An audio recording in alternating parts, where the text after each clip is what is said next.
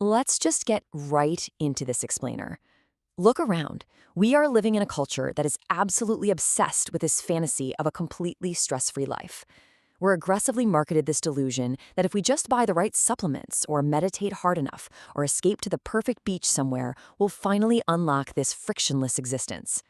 But I'm going to be completely blunt with you right out of the gate. This frantic pursuit of a perfectly smooth, struggle-free life, it's a massive psychological trap. It is a fundamental glitch in how we understand reality. We've essentially conditioned ourselves to treat peace and struggle like they're mortal enemies. We actually believe we have to completely eradicate all struggle just to earn our peace. So we chase what we think of as static peace through toxic positivity, escaping to expensive retreats, or honestly just completely numbing out. We try to freeze the system, convinced that if nothing moves, nothing can hurt us. But static peace is a complete delusion. In nature, a system without dynamic tension isn't at peace. It's atrophying. It's dead. So here is the paradoxical red pill for you to chew on. What if the very act of treating struggle as an enemy to be destroyed is exactly what's breaking you? What if your aggressive campaign to eliminate friction from your life is actually the primary engine driving your anxiety? Today, we are going to look under the hood at the mechanical blueprints of how reality actually works, and we are going to fundamentally invert how you handle pressure. Which brings us to part 1, the co-emergence principle. To really get this, we've got to step away from modern burnout culture and look at ancient dialectics, because peace and struggle aren't fighting for territory, they are polar expressions of the exact same continuous substance. The Tao Te Ching brilliantly captures this in Chapter 2. It says, being and non-being create each other. Difficult and easy support each other. In Taoism, this is the co-emergence principle. You literally cannot have friction without an unrendered baseline of stillness to push against. Think about the ocean. A massive wave cannot crash. It cannot express that kinetic, chaotic energy without the immense silent depth of the ocean existing directly beneath it. The crash and the stillness are the exact same water. This is where philosopher Alan Watts really nailed it. He spent his final summer in 1973 in this yurt-shaped library in Muir Woods, writing Tao the Watercourse Way. Watts understood this dynamic perfectly. He used to jokingly call himself a lazy intellectual, but it wasn't laziness. He was embodying a concept called wu-wei, that's effortless action. It's this deep realization that if you struggle and try to violently swim against the current of reality, you just exhaust yourself and get absolutely nowhere.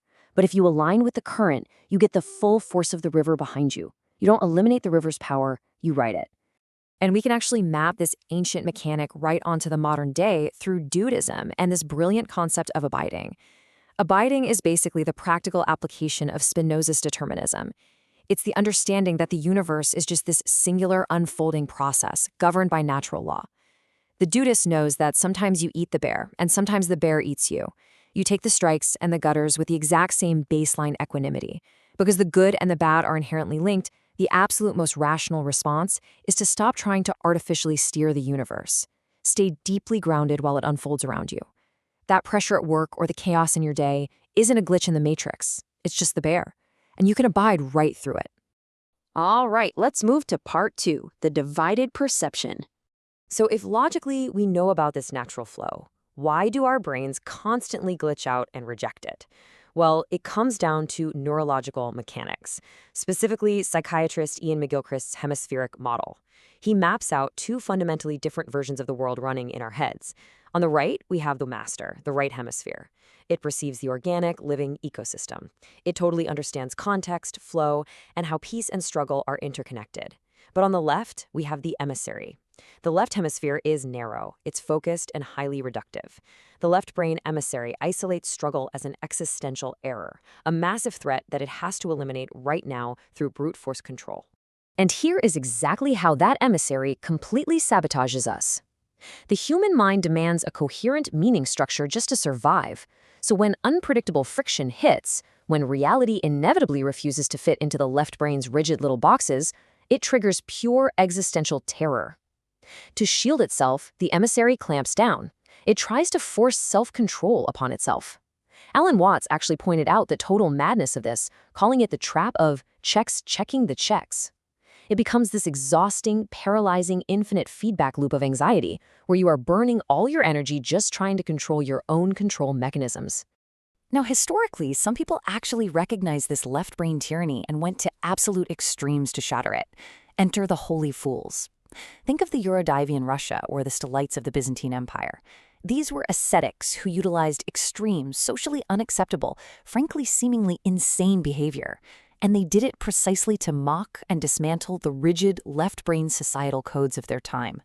They gladly exposed themselves to public ridicule to prove that the emissary's obsession with control and status is actually a deeply entrenched form of spiritual insanity.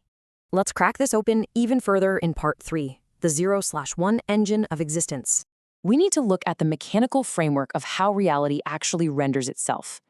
Think of state 0 as the unrendered source code of the universe. It represents the unknowing, pure potential, the eternal order, what the ancients literally called the Tao.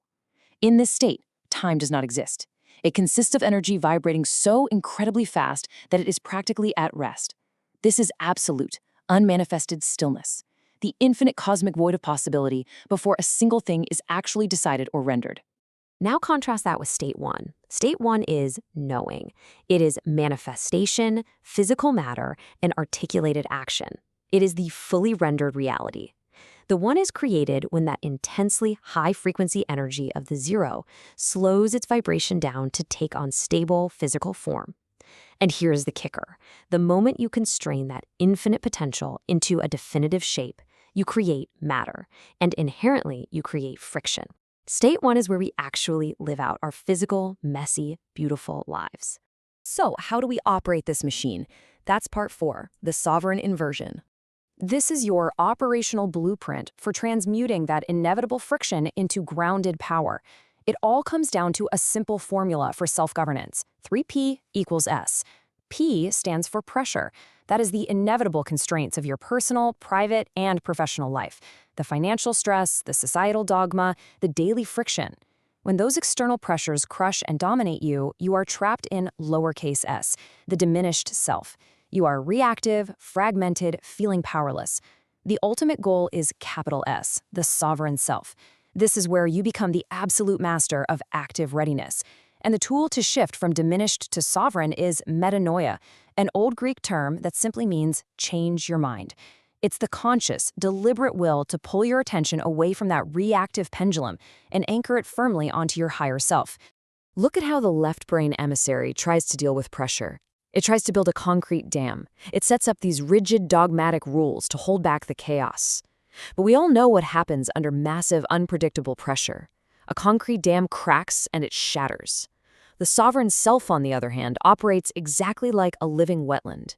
It doesn't rigidly fight the floodwaters of chaos. It expects them. It absorbs the water, filters it, and intentionally redirects that volatile kinetic energy. It uses the momentum of the stressor itself to fuel its own active readiness. It simply abides. The absolutely crucial takeaway here is that pressure is not a system error. It is a fundamental requirement. Think about astrophysics for a second. It takes immense, literally crushing gravitational pressure to force primal hydrogen into nuclear fusion to generate the light of the stars. In the exact same way, psychological pressure and internal discipline are the natural laws of containment required to force your own transcendence. Stress is literally the primal fuel. Without it, your potential remains completely unrendered. Which brings us to the ultimate secret of emergence. 1 + 1 = 3. You have the infinite stillness of state 0 on one side, and you have the chaotic friction of state 1 on the other. By managing these dualities, rather than trying to suppress them, you become the sovereign bridge. You synthesize conscious intent with unconscious friction, and you birth an entirely new third reality, the sovereign self. It's a dynamic gyroscopic spin. A gyroscope stays upright precisely because it is spinning under tension. That is what true dynamic balance looks like. So it's time to stop trying to find some impossible frictionless void. Stop fighting the current. If you want to actually operationalize this framework in your own life, head over to the research vault at journey.zwx.xyz. Until then, I want you to ask yourself, the next time chaos hits your life, are you going to crack like a rigid concrete dam, or are you going to use that pressure to spin the gyroscope? Check, document, execute. Stay limber, abide, and keep wondering.